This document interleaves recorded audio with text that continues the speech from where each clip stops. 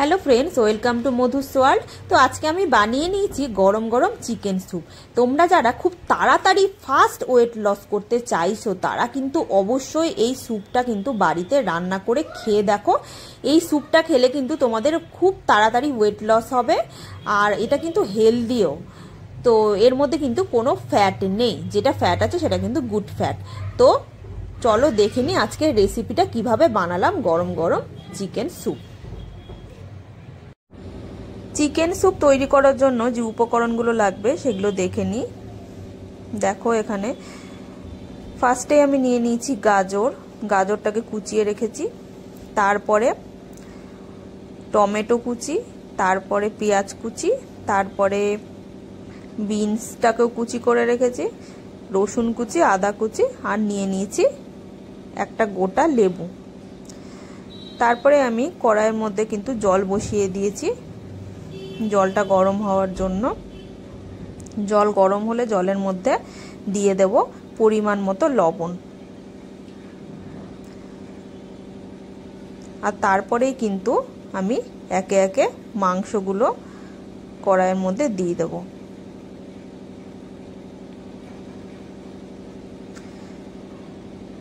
এখানে আমার 500 গ্রাম মতো মাংস আছে। তারপরে কিন্তু ভালো করে মাংসটাকে একটু জলের মধ্যে নেড়ে দিলাম, দিয়ে ঢাকা দিয়ে দিলাম। ঢাকা উঠিয়ে দেখো ভালো ফুটে গেছে জলটা। আবারও একটু নাড়িয়ে নিলাম, তারপরে দিয়ে দেব লেবুর রস। একটা গোটা লেবুর হাফটা নিয়ে আমি কিন্তু লেবুর রসটা দিয়ে দিলাম। তারপরে দিয়ে দেব বাদাম। বাদামটা কিন্তু অপশনাল, আমি যেহেতু আমরা বাদাম ভালোবাসি স্যুপের মধ্যে সেজন্য দিই, কিন্তু এটা কিন্তু অপশনাল, তোমরা নাও দিতে পারো। তারপরে আবার ঢাকা দিয়ে দিয়েছিলাম, ঢাকাটা খুলে আবার কিন্তু নেড়ে নিলাম। দেখো চিকেনগুলো কিন্তু সেদ্ধ হয়ে গেছে। এইবারে আমি এক এক করে চিকেনগুলো সব তুলে নেব।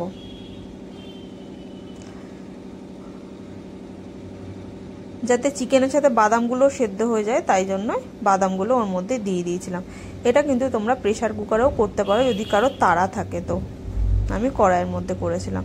তারপরে দেখো চিকেনগুলো তুলে নেওয়ার পরে জল থেকে তুলে নিয়ে এইভাবে কিন্তু এক এক করে ছাড়াতে হবে, ঠিক আমি যেইভাবে করছি।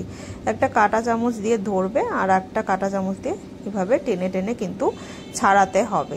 মানে যদি এর মধ্যে হাড়ও থাকে হাড়গুলো কিন্তু আলাদা হয়ে যাবে, আর পুরো মাংসটাকে কিন্তু এইভাবে ছাড়াতে হবে।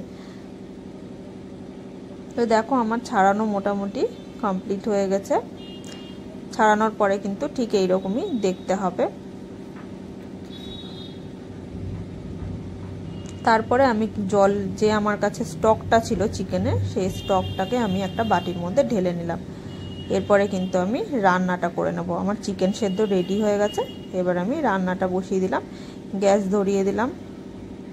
তারপরে কড়াই গরম হলে তার মধ্যে দিয়ে দেব 2 টেবিল চামচ মতো বাটার। রান্নাটা কিন্তু পুরোটা বাটারেই হবে, তবে তোমরা যদি চাও তো সাদা তেলেও করতে পারো, তবে বাটারে হলে কিন্তু খুব টেস্ট হবে খেতে। বাটারটা দেখো গরম করতে বসিয়ে দিয়েছি। এবার কড়াইটাকে একটু নেড়ে নিলাম যাতে বাটারগুলো পুরো কড়াইয়ের মধ্যে ভালো করে লেগে যায়। এরপরে আমি ওই গরম বাটারের মধ্যে কিন্তু একে একে সবজিগুলো দিয়ে দেবো। ফার্স্টেই দিয়ে দিলাম গাজর, যেহেতু গাজরটা একটু বেশি শক্ত হয় তাই জন্য ফার্স্টে গাজরটা দিয়ে দিলাম। তারপরেই দিয়ে দেব বিনস,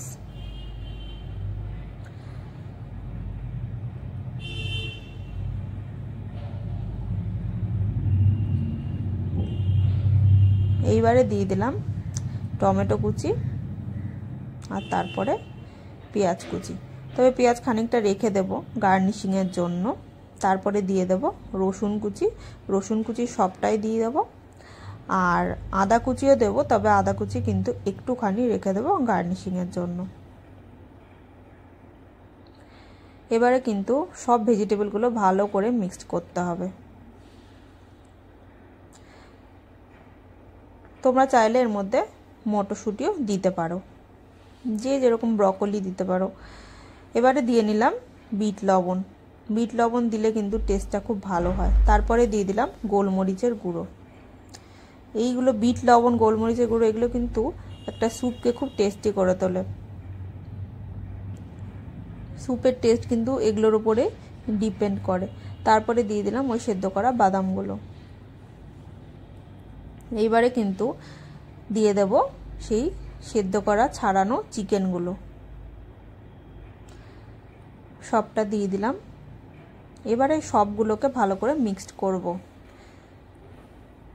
ভালো করে একটু কিন্তু লো ফ্লেমেই হবে, যেহেতু বাটার আছে, বাটার অনেক সময় কড়াইয়ের নিচে কিন্তু লেগে যায়, তাই জন্য লো ফ্লেমেই করতে হবে।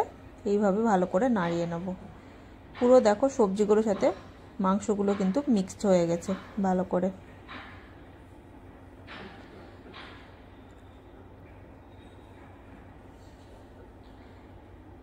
অলমোস্ট এবার আমার কিন্তু ভাজা ভাজা হয়ে গেছে। তারপরে আমি চিকেনের যে স্টকটা ছিল সেটা আমি দিয়ে দিলাম।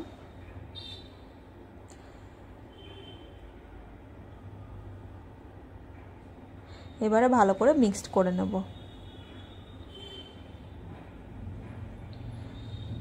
এবার কিন্তু আঁচটা বাড়িয়ে দেব গ্যাসে। তারপরে দিয়ে দিলাম ঢাকা। এরই মধ্যে কিন্তু আমি এবার দুটো ডিম নিয়ে নিয়েছি, ডিমগুলোকে ফাটিয়ে নিলাম।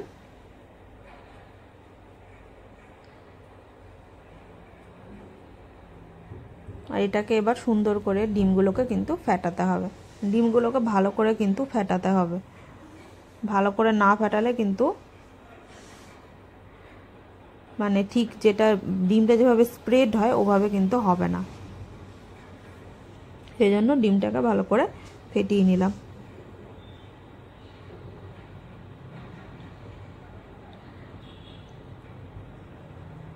এইবারে আমি ঢাকনাটা তুলব। দেখো সুন্দর স্যুপটা কিন্তু সুন্দর হয়েছে। আর উপরে যেগুলো দেখছো এগুলো কিন্তু বাটারটা কিন্তু উপরে সুন্দর ভেসে উঠেছে। এই বাটারের জন্য কিন্তু টেস্টটা আরও বেশি হবে। এরপরে আমি ওই ফেটানো ডিমটা দিয়ে দেব।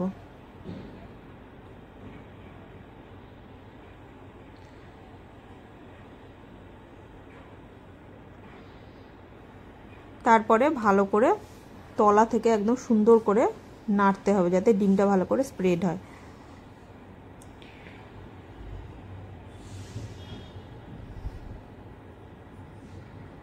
সুন্দর স্প্রেড হয়ে গেছে।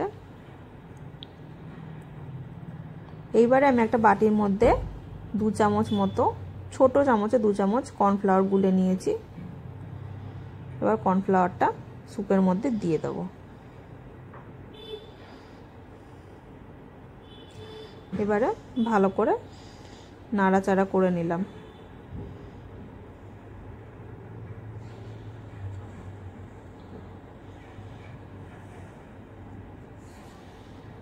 এবারে লাস্টে আমার স্যুপ কিন্তু রেডি। লাস্টে আমি দিয়ে দেবো ধনেপাতা। এইরকমই কিন্তু স্যুপটা দেখতে হবে। ব্যাস আমার স্যুপ কিন্তু একদম রেডি। এবার স্যুপটাকে একটা বোলের মধ্যে ঢেলে নেব।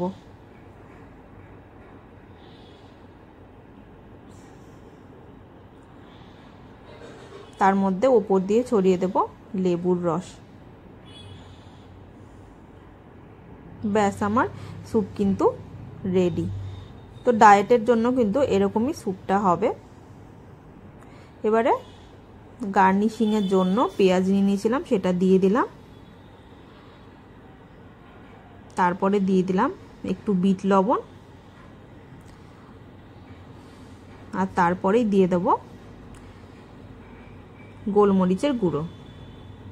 দিয়ে এভাবে কিন্তু আমরা গার্নিশিং করব।